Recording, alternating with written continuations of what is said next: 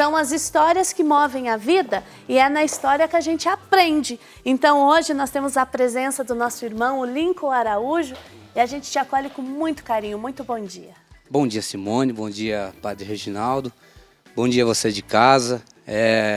Com grande carinho que eu aceitei esse convite de vir aqui dar um pequeno testemunho do que eu vivi e, sobretudo, dizer que a misericórdia de Deus, ela é infinita.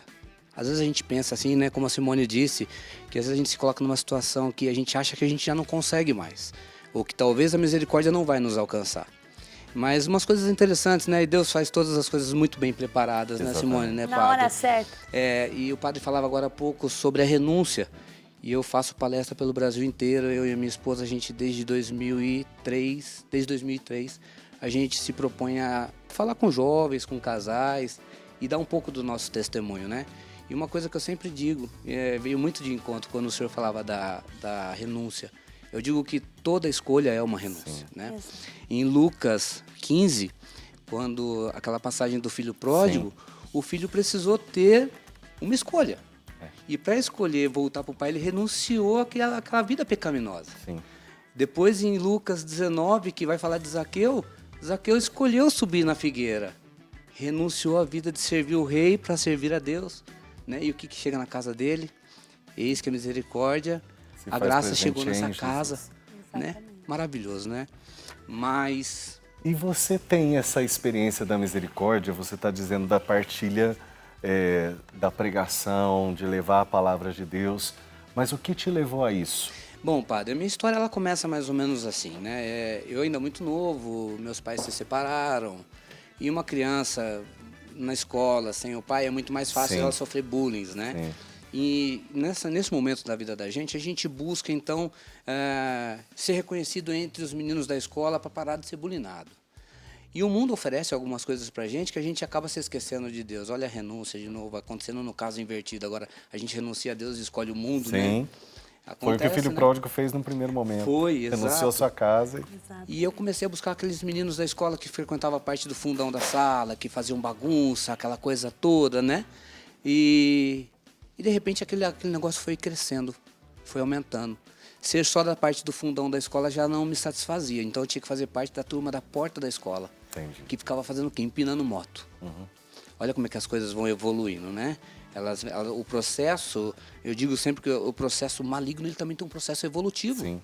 Né? E as pessoas acabam não entendendo isso, que quando a gente abre as portas, a gente tem que tomar cuidado para quem a gente abre as portas, né? Eu falo sempre para você, jovem, que está assistindo a gente agora, seja de onde você for do Brasil, eu falo com muito carinho com os meus irmãos de Ibirité, Minas Gerais, eu fui palestrar lá, um povo maravilhoso. Os jovens da paróquia do Padre Paulo Stout também, que eu tenho um carinho muito grande da Santa Bárbara. E a gente vê tantos testemunhos de jovens que a gente fala assim, jovem, para quem você está abrindo o seu coração? A misericórdia entra, mas é preciso abrir a porta para a misericórdia. Né? Então, nessa época, só para ver se a gente entende o fio da meada, você estava com os pais separados, menino em crescimento e desenvolvimento. Aí eu fico pensando que eu tenho um menino também, e a gente quer que se desenvolva bem, né? E a gente sabe que os meninos também têm uma afronta um pouquinho maior, porque eu estou crescendo, estou sendo homem. Pode acontecer. Eu sou um homenzinho e tudo mais. E aí foi do fundão da baguncinha da sala já para a rua. Já adolescente, jovem para esse. O que mais foi te pegando ali? E aí depois, isso tudo a gente está falando entre os 14 e 15 anos, aí depois 16, 17 anos. Mas aos 17 anos de idade, quando eu já comecei a andar de moto, e eu comecei a pilotar moto como ninguém. Eu fazia umas proezas em cima de uma moto que o povo no bairro falava assim, nossa, esse cara vai morrer na moto, né? Então eu ficava empinando moto. E algumas vezes a gente é de uma família pobre, humilde, eu não tinha moto. Então nesse momento da minha vida, eu saía para as ruas de Campinas com alguns amigos. Nós roubávamos moto para empinar e depois deixávamos debaixo de um orelhão. Ligava para a polícia militar, uma forma de devolver a moto para o dono. E achava que aquilo estava amenizando a causa do erro que tinha cometido, né? E depois das motos comecei a me envolver com uma galera um pouco mais pesada. E foi então aos 19 anos de idade que eu conheci as drogas. E fui usuário de drogas. Nesse momento das drogas, ela me consumiu muito. E depois desse momento de drogas, eu comecei a viver intensamente esse momento com o submundo, né? Que a gente começa a conhecer as piores coisas da vida, né? Você falou algo muito importante, que quando a gente abre as portas, a gente pode abrir a porta para Deus, né, para a misericórdia de Deus, a gente pode abrir a porta para o mal. Eu costumo dizer que, às vezes, quando a gente abre a porta para algo ruim, é como se a gente dissesse assim, olha, eu vou abrir, mas eu só quero essa fumacinha um pouquinho, mas não quero que entre toda a sujeira, não.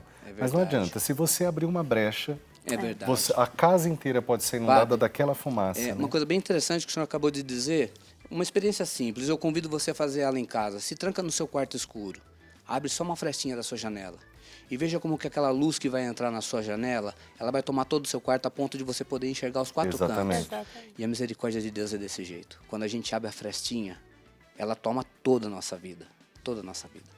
Então eu já estava nessa vida toda atribulada, né? E aí conheci a minha esposa, Ana Cristina, que foi aonde a misericórdia entrou na minha vida.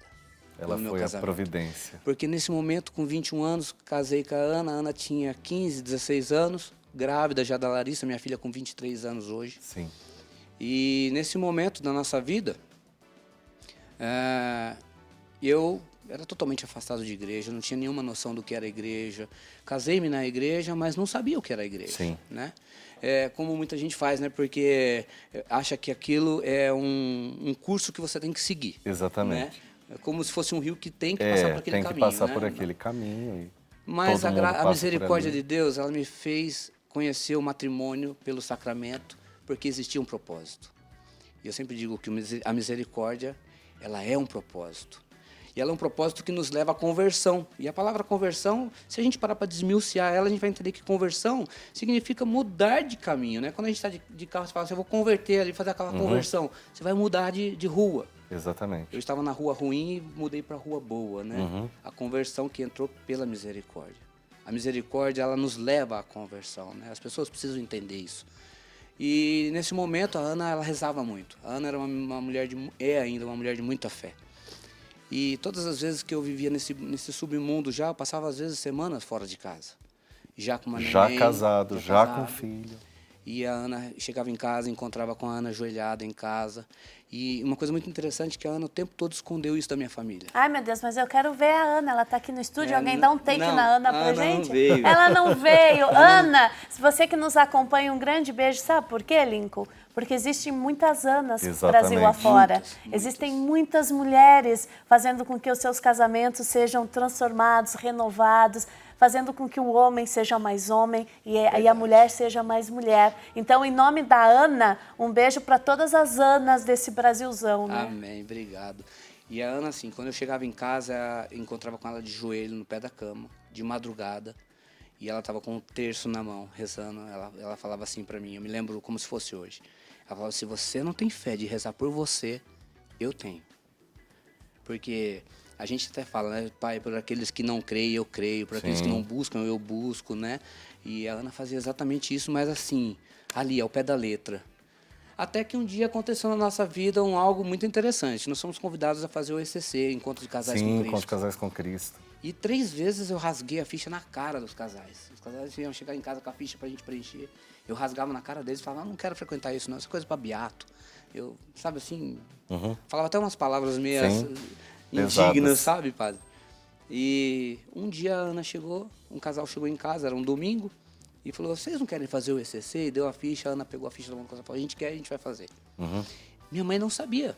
Aliás, minha mãe até hoje não sabe a vida que eu vivi. E quando eu aceitei esse propósito de vir falar, eu sabia que eu estava aceitando um desafio que talvez a minha mãe esteja assistindo. Sim. E se ela estiver assistindo, ela vai saber a partir de hoje tudo que eu vivi. Porque a Ana escondeu dela para que ela não tivesse essa decepção. Mas é um momento para tudo, Deus sabe todas as coisas, né? E naquele momento a Ana falou assim, se você não fizer o ECC, eu vou contar para tua mãe tudo que você estava vivendo. E aí eu tive que aceitar. Eu vou te dedurar. Eu vou te dedurar. Fomos no encontro em 2001. Padre, eu entrei naquele encontro. No meu bolso eu carregava alguns papelotes, na época não era pino, era papelote de cocaína. Sim. E tem uma dinâmica que toda vez que você sente sede, você levanta a mão, alguém te traz água. Se você quer ir no banheiro, levanta a mão, alguém te leva no banheiro. E eu o tempo todo levantava a mão e ia no banheiro, mas não era para usar o banheiro, era para usar a droga. Dentro de um encontro religioso católico, e eu usando droga. Naquele encontro houve uma coisa curiosa, porque em 2001, lá na paróquia Auxílio da Humanidade, do padre Marcelinho Oliveira, na ocasião era um outro padre, e roubaram, os meninos pularam dentro da escola e roubaram um carro. Quando foi no ano seguinte, ano 2002, eu saí do encontro do mesmo jeito que eu entrei, mas a misericórdia já estava semeada. Sim. Sabe quando você coloca uma sementinha no chão? Você não vê a flor saindo naquele momento. Ela vai sair depois de um tempo. Mas para ela sair é preciso regar, é preciso ter sol, é preciso ter o cuidado. Sim. É preciso, em alguns momentos, também podar, porque quando a árvore vai crescendo, se você não podar, talvez ela cresça para o lado errado. E não produz fruta. E não produz frutos. Exatamente. Em 2001 aconteceu a semente. No ano de 2002, o pessoal chamou a gente e falou assim, olha, Lincoln, Ana, ano passado roubaram um carro lá, vocês não querem ir lá ajudar a cuidar dos carros para não acontecer a mesma coisa? Gente, fui para o encontro católico com 2 armas na cintura, cheio de pino de cocaína no bolso. Sim. Eu era um cara mais louco que existia no bairro. Mais louco que tinha no bairro. E naquela ocasião, eu cheguei pro pessoal e falei, gente, pode deixar que eu cuido dos carros sozinho, eu tô com 2 armas aqui, se alguém pular a escola, eu vou meter bala. O pessoal falou, gente, que cara louco é esse? Vem para um encontro católico com 2 armas na cintura. Não era para ser assim. Né? Você não pode, você está trabalhando para Deus, mas eu não tinha o conceito que era a igreja, da misericórdia. Aí aconteceu a graça. Chega um casal pra gente, eu me lembro como se fosse hoje, o tio Dé e a tia Landa, que, por sinal, a tia Landa era da creche, que cuidava dos nossos filhos na creche. O tio Dé era um alto, grandão, chegou para mim e falou assim, ô Lincoln, Ana, vocês fizeram encontro ano passado, vai lá dentro assistir uma palestra para relembrar, né? Nem existe essa dinâmica no encontro, eles inventaram na hora. Eles viram que eu precisava. Eles perceberam. E quando entramos, na ocasião era o Valdir Cremasco, que estava fazendo a palestra junto com a esposa dele. Valdir, um grande beijo para você. Sou muito grato ao que ele fez por mim. Naquela ocasião, ele falava sobre Nossa Senhora. E falando sobre Nossa Senhora, eu comecei a chorar. Chorar. Aquilo foi me tomando. Fazem mais de 10 anos que eu e a Ana palestramos sobre Nossa Senhora. Sim. Eu ainda me emociono. Sim. Ainda é forte dentro de mim. E quando ele começou a falar, eu comecei a chorar. A Ana olhava para o lado e falava assim, nossa, meu marido chorando, ele nunca chorou. Era um cara frio, duro, né? E naquela ocasião, acabou a palestra, peguei a Ana pela mão, falei assim, vamos fazer um negócio que só eu posso fazer. O pessoal falou, não pode sair do encontro. Eu falei, não, eu posso, porque o que eu vou fazer para mim, só eu vou poder fazer. Coloquei a Ana na garupa da moto, saímos na rodovia Santos Dumont, paramos em cima da ponte do rio Capivari, perto do SESI ali. Tirei as 2 armas da cintura, joguei dentro do rio, olhei pro rosto da minha esposa e falei para ela assim, Ana, a partir de hoje a nossa vida vai mudar. E a partir daquele dia a misericórdia tomou posse na minha vida. Você estava falando, eu tenho que falar porque me veio ao coração uma coisa, antes de você falar sobre Nossa Senhora. Então, você teve 3 mulheres importantes na sua vida, né? Sim. E não tem como a gente perceber a intercessão de Maria, porque é sua mulher rezando o terço, a sua mulher, a sua mãe, e aí eu falei, ele tem que ter uma experiência com Nossa Senhora, não é possível. Quando você contou, eu falei, só podia. Aliás, porque é o cuidado das 3 mulheres, vamos dizer assim, na sua vida, sua mãe, sua esposa, e Nossa Senhora com certeza encaminhou tudo isso. Eu quero lembrar o seguinte, você que está nos acompanhando, talvez você seja como a Ana, que a Simone dizia, e no caso a Simone dizia das Anas que já conseguiram essa graça, talvez você seja a Ana que não conseguiu ainda. Talvez você seja aquela que está rezando de joelhos ou chorando para que seu esposo volte para casa, para que seu filho volte para casa na mesma situação de dependência, ou de álcool, ou de drogas. Talvez você seja aquela pessoa que acha que não tem mais jeito, ou seu casamento, ou sua vida, ou a vida de quem você ama, por causa de uma dependência, ou por causa de uma postura, de um temperamento difícil. Nós estamos aqui com Lincoln para dizer para você que é possível, que a misericórdia de Deus pode transformar a história da gente, que o coração pode ser mudado. Então, por favor, manda para nós, partilha conosco o seu pedido de oração ou também a sua experiência. A gente acho que vai para um rápido intervalo e vai voltar para falar sobre isso, né, Simone? Eu estou muito impressionada aqui, estou quieta até demais para a Simone, Sim. né? É verdade. Porque quantos homens, né, se deixam amolecer na presença de Nossa Senhora. Verdade. E quantos... Eu já presenciei uma cena muito profunda também, e a gente, os estudiosos revelam, mesmo aqueles que não creem em Deus, viu? Aqueles que se baseiam só na ciência, que eles entendem a misericórdia quando uma pessoa chora. Porque quando a gente chora, a gente se afasta da morte. Quando a gente consegue chorar a nossa dor, a gente se afasta da depressão profunda. Quando a gente consegue chorar de verdade as nossas mágoas, a gente se aproxima de Deus. E Nossa Senhora tem esse poder na nossa vida de derrubar as nossas defesas, as nossas amarras, para a gente poder chorar no colo dela. Nossa Senhora tem esse poder. Eu precisava dizer isso porque eu presenciei essa cena de uma pessoa que se afastou de uma depressão porque entrou no santuário de Aparecida e se derramou em lágrimas, porque a mãe sabe o que faz com a gente. A gente vai para o intervalo, daqui a pouquinho a gente volta. Manda sua participação.